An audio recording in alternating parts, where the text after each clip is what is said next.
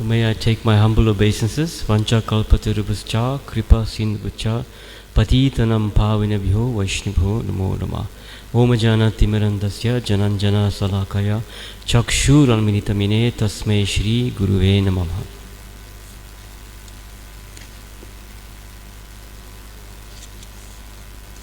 So let's just see if I can see. So that's one of the difficulties as you get older. That's much better. So we're on page 76, Mataji?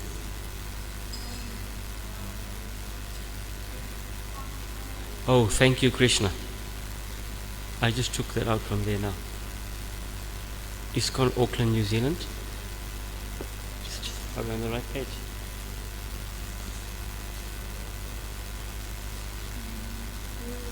No, it was there.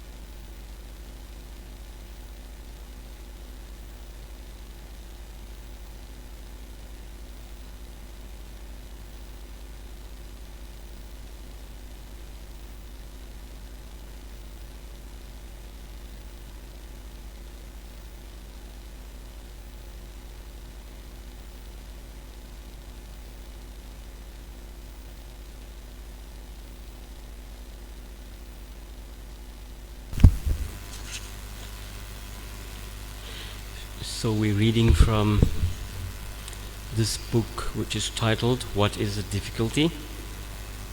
And it's chapter 52. You can never see your wife after you have taken sannyas. Very well. Maybe that's what Srila Prabhupada's. So it was spoken on March 14, 1973. ISKCON, Kolkata in India. Once, a sannyasi confided to Srila Prabhupada that he was having difficulty because of attachment to his wife. Even last night, Srila Prabhupada told him, I had a dream about my wife. The attachment is that strong. Even I have been away for so many years. Still, last night I had some dream about my wife. Therefore, the injunction is there. You can never see your wife after you have taken sannyas. You can never even see her, because just by seeing her, so many thoughts can be brought to the mind. Later, during his stay in Kolkata, he spoke humorously about attachment between men and women. Women are compared to fire, and men, they are like butter, he said. Therefore, our sannyasis, they should have stamped on their forehead, keep in a cool place. Just like on the butter package it says that. So our sannyasis, they also should be stamped onto their forehead. That will keep them safe from danger. Our Gurudev mercifully engages us in Krishna's service. In spite of our degraded condition, he heroically rescued us from this, leading us back to Godhead. So that's quite a intense one. If anybody is intending to take sannyas, just be careful. You can't have any view of your wife. So, you know what wife means, Mataji? Yeah, Prabhu? What does wife mean? I'll tell you in my experience. Prabhu, you know about it. Worry is invited forever.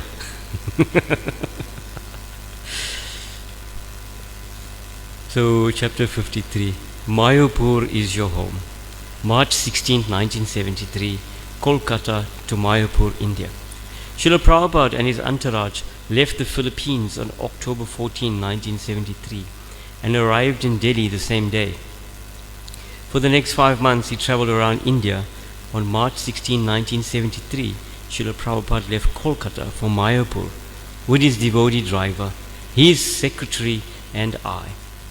We left before sunrise with our luggage and some prasadam, loaded into the standard Indian car, an ambassador. The roads were less travelled, but it turned out to be an eventful morning. The first half of the trip was quiet. We stopped about halfway between Kolkata and Mayapur at what became a very magical place, a Prabhupada Tirtha, the mango grove. It was a small area to the side of the road with a dozen young mango trees. It was just turning light, and Srila Prabhupada directed me to where he would sit. We sat on the grass next to him. After a moment, Srila Prabhupada looked at me and said, "You can lead us in chanting the prayers to the spiritual master." I had been with this party now for 6 months, but had never led a kirtan. I think we've all been at some point in our life like that, eh? There were always so many more qualified devotees around when Srila Prabhupada was at the temple. I have the voice of a frog. I did not mind playing the mridanga or kartals for him, but never considered leading a kirtan. Now, in this beautiful intimate spot, he gave me this wonderful opportunity to chant prayers to him. We all chanted together and then took prasadam. After a short time, we were back in the car and on the road to Mayapur. By now, the sun was shining brightly and the road was active. Construction work was being done on the road as well. A few dozen Bengali men and boys were working on the small road, swinging picks and digging with shovels, repairing holes in the road. Up to this point, we were making good progress. Once Srila Prabhupada even chastised his driver, saying he was going too fast. Suddenly, progress came to an abrupt halt.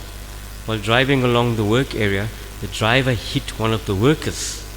He said he did not knock him down as he would hit him with the side of the car, but it spun the man around. Our driver immediately slowed down to almost a stop.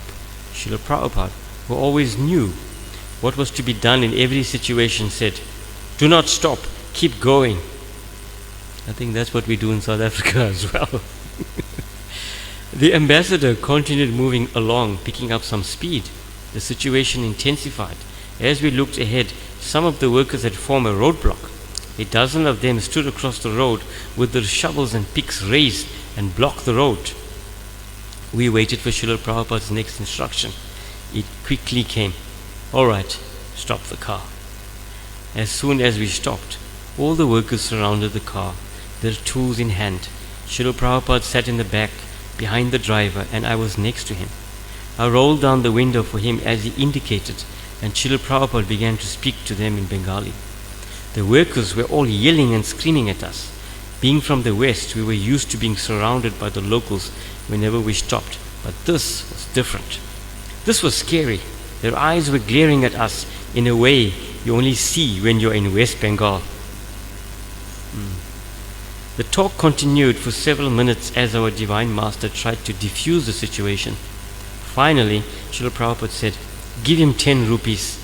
His driver pulled out a 10 rupee note and handed it to one of the workers. Again they began to yell and scream and raise their shovels and picks. The arguing continued for a few more minutes. Only Srila Prabhupada talked to them as we sat quietly. Finally, Srila Prabhupada said, "Give them 10 more rupees." The driver quickly pulled out another note and handed it to the worker. Srila Prabhupada said, "Okay, now we can go." I rolled up his window as the car began to drive away. The workers are still shouting and waving their tools as we left by and let them pass. Srila Prabhupada did not chastise his disciple driving the car again, other than telling him the importance of not driving too fast. When we came to Mayapur Dham, the car slowed as it passed Yogapit, the birthplace of Lord Chaitanya Mahaprabhu. As we passed, Srila Prabhupada folded his hands in prayer and did not ask to stop. The car went on to ISKCON land and stopped there. He stayed there for 3 days in the small thatched roof hut in front of the property and gave his senior disciples instructions on developing ISKCON Mayapur Dham. I was with Srila Prabhupada 2.5 years later when he returned to Mayapur for the Gaur Purnim festival 1975. Upon his arrival, he went to his quarters in the newly erected Lotus building. Srila Prabhupada sat in his room with the managers of Mayapur, Bhavananda Maharaj and Jayapataka Swami. Srila Prabhupada said, Bhaktivinoda Thakur has given us his blessings. You are fulfilling his mission. He wanted the European and Americans should come here. It is all Bhaktivinoda Thakur's blessings. Hare Krishna. So there is no scarcity of space for keeping all the devotees. Bhavananda responded, everyone is situated in rooms, and Jayapataka added, without these walled dwellings, there would have been no hope. Srila Prabhupada, who was always so concerned about the comfort of his disciples, laughed and said, you must complete, and whatever amount required I shall pay. Jayapataka Swami realized the depth of Srila Prabhupada's mercy, said, only by your mercy you have brought us to this Krishna consciousness movement. Srila Prabhupada humbly replied, yes, I am simply messenger. Mercy of Bhaktivinoda Thakur and Srila Prabhupada, Srila Bhaktisiddhanta Saraswati Thakur. Before your coming, they predicted somebody will bring. Maybe that somebody I am. He then laughed for a moment and added, Bhaktivinoda Thakur predicted. So anyway, Krishna has given us nice place. Stay here. On another day, you spoke to the devotees of the Radha Damodar party. At the end of the darshan, one of them thanked you for allowing them to stay in Mayapur Dham. You quickly replied, Mayapur is your home.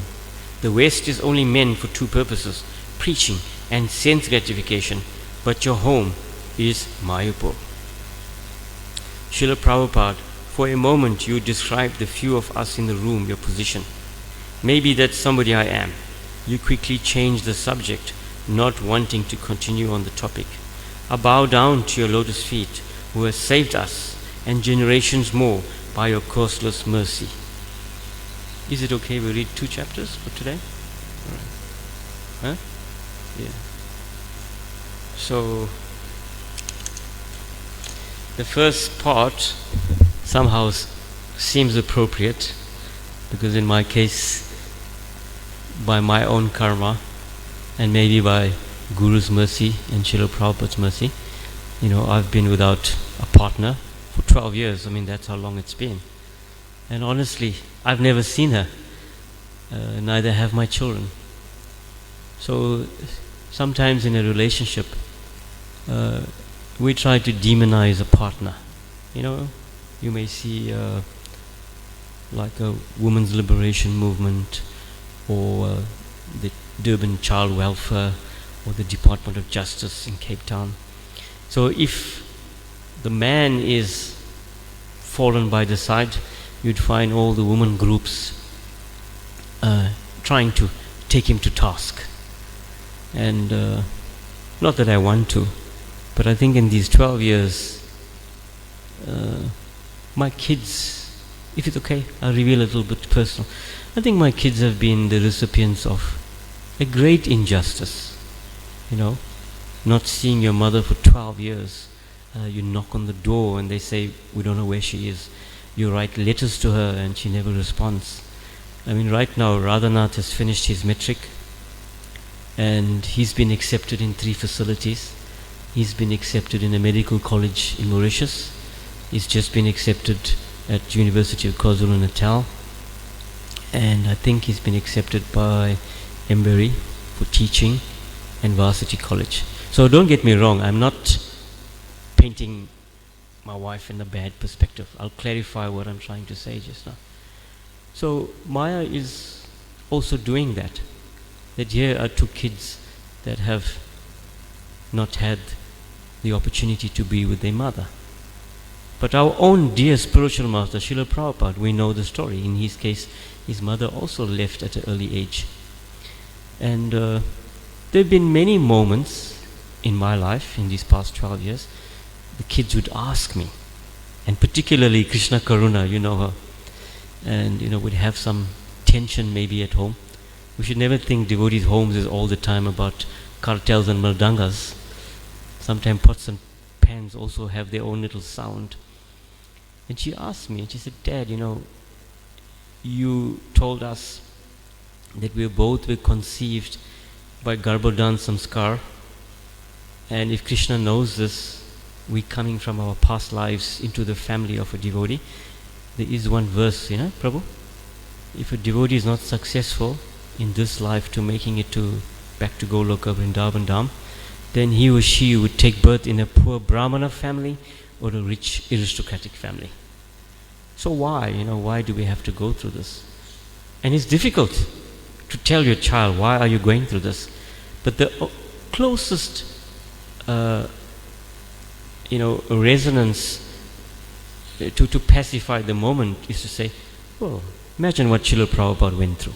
He also never had a lot of time with his mother. And only he knows, and Krishna knew, and his guru, where his destiny would lead him. So similarly, I as your father, I don't know what your destinies are. So anyway, so Radhanath is at the precipice of his, coincidentally he's named Radha Radhanath, where he leads to. So similarly, another motherly figure or a woman figure would be Srila Prabhupada's good wife. We hear so often, and sometimes devotees speak of her, and for me it took a lot of introspection to actually respect her. I'm permitted to make a joke? I guess so, right? So whatever we're practicing here, do you agree? It's called bhakti. Bhakti yoga. So if it was not for his good wife's attraction to some bags of tea, would we have this bhakti? I don't know if you got the joke, Prabhu. She was attracted to tea, right? And she took his books and she sold them, and Srila Prabhupada was not happy. If you watch this movie that His Holiness Bhakti Swami had arranged for us to watch, and you see this rocking chair, meaning Prabhupada has left his home and went off to eventually take sannyas. So those bags of tea, imagine how special they must be. If it was not for those bags of tea that she purchased by selling his books, the whole globe would never have this bhakti yoga. So we have to try to see that sometimes. And I particularly, it's not easy to see what's happening in my life, where it says, what is the difficulty? And then you have to pray to the mercy of Guru and pray to the mercy of Srila Prabhupada. I can remember in the early days, like when I watched Prabhu jumping and dancing, there was a Harinam party taking place at Clay Heights School 44 in Phoenix. And I was relatively new. I had some idea of Krishna consciousness because intermittently my grandparents, my father. So I was playing this cartel. I'm not going to mention the names, but one of the Prabhus told me, if you can't play that cartel, go to the back with the Matajis. Don't stand here in front. Prabhu, it was a shock. What is the difficulty? So I got home that evening. I wrote something, and I left it at the picture of Prabhupada. And I cried. I actually cried, Prabhupada. I'm explaining to Srila Prabhupada. I said, Prabhupada, my father, bless his soul wherever he is, he's a musician. He flash entertainers, Prabhu, that sort of thing. Rabin Hira. My grandfather is a musician. He can play the sarangi. Yet I have nothing. I can't do this. So within a few days, the determination came through. And I wouldn't say I'm expert, but at least I can bang the drum, right, Prabhu? I can really bang the drum. I can bang the cartels, and something comes out of it. So, in reference to what is the difficulty, here the sannyasi is explaining that he had a dream about his wife. So, I take this opportunity in the presence of the Vaishnavas and Srila Prabhupada to bless her soul wherever she is. She is also initiated by Guru Maharaj, and we should pray that she should come into the fold of Krishna consciousness. I'm sure I came across something here on my phone, and maybe I should read it. Where Prabhupada talks about sitting in a temple and chanting, because whatever's happened has happened. It's the past, and we should look forward. Not that one. Yeah. It is better to sit down in any suitable temple and to chant Hare Krishna. There is no question of being disappointed. After all, we commit so many mistakes. What is human nature? To err is human. That is not fault, but try to rectify with cool head. So if you take that situation, I'm sure I read Srila Prabhupada's Transcendental Diary, and his good wife at a point did visit Vrindavan, and I can remember him giving instructions to the senior devotees, make arrangements for them, meaning give them some place to stay, arrange prasadam. And so even though Srila Prabhupada had taken the sannyas ashram, he still cared. So similarly, we may find in our relationship, it may be mother, father, it may be a partner, it may be children, you know Krishna Karuna. And I can be honest about it, I never expected Krishna Karuna to leave the sanctity of our ashram. But being the father, I have to put the Maslow's hierarchy of needs. What are her physiological needs? What are her safety needs? What are her social needs? And then Krishna consciousness, which is self-actualization. So many people come up to me and say, Rasaraj, we saw your daughter. Is she fine? Yeah, she's fine. So how does one go around a problem? How does one go over a problem? So I rationalize it like this. If Krishna Karuna if I was still in Cape Town and she had to relocate to Durban, would I have to pay for accommodation for her? The answer would be yes. Would I have to pay her fees? The answer would be yes. Would I be facilitating her medical needs? The answer would be yes. Would I be facilitating her transportation needs? The answer is yes. So when I thought about it and I prayed to Guru Maharaj and I prayed to Srila Prabhupada, I rationalized it. I go over the problem and go around the problem and say, okay, so am I being the dutiful father? Yes. So what is the difficulty? I'm just using a personal example to put it there, And I don't know how much time we have. 5 minutes, okay. So I think I started off in the previous lecture to say, I was born on the 23rd of May 1969. And on that particular day, I was born premature, 7 months, at 7 months. A major incident took place in that hospital. There was a fire, and many of the babies in that ward had died. In fact, my father was informed the child has died and you must prepare for the funeral. So at about 2 o'clock in the morning, the police come knocking on the door again. We have to inform you that that baby survived. So what is the difficulty?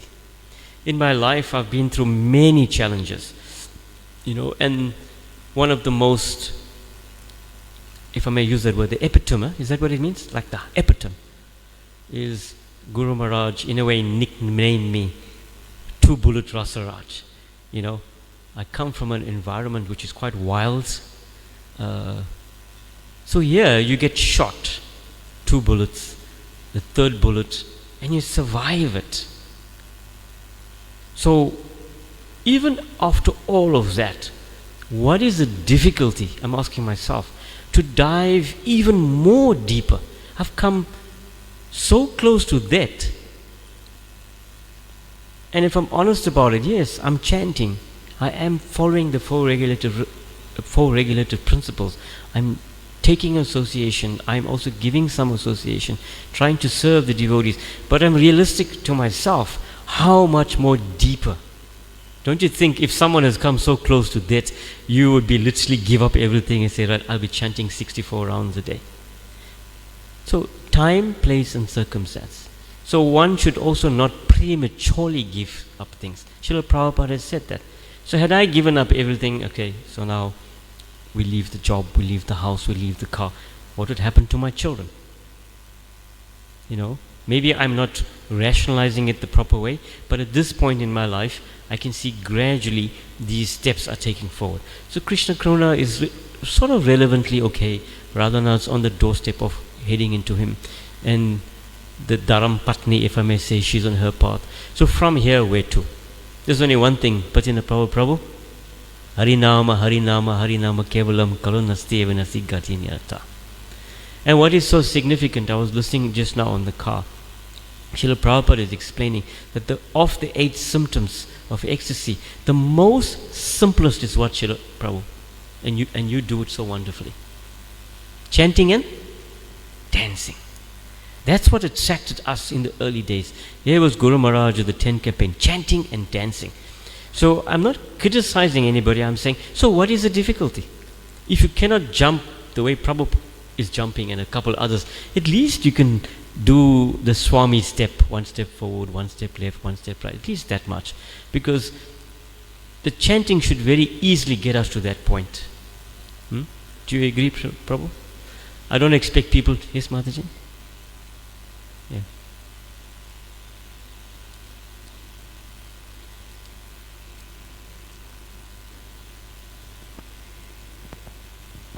Just on that point where you were bringing up how the greatest struggle, the difficulty, it could be the greatest blessing, like the tea bags. Yes. I was thinking of this one pastime where a father has a horse and the horse runs away, and then his friends say, "Oh, that's terrible." Yes. And then he says, "Oh, it could be good or it could be bad."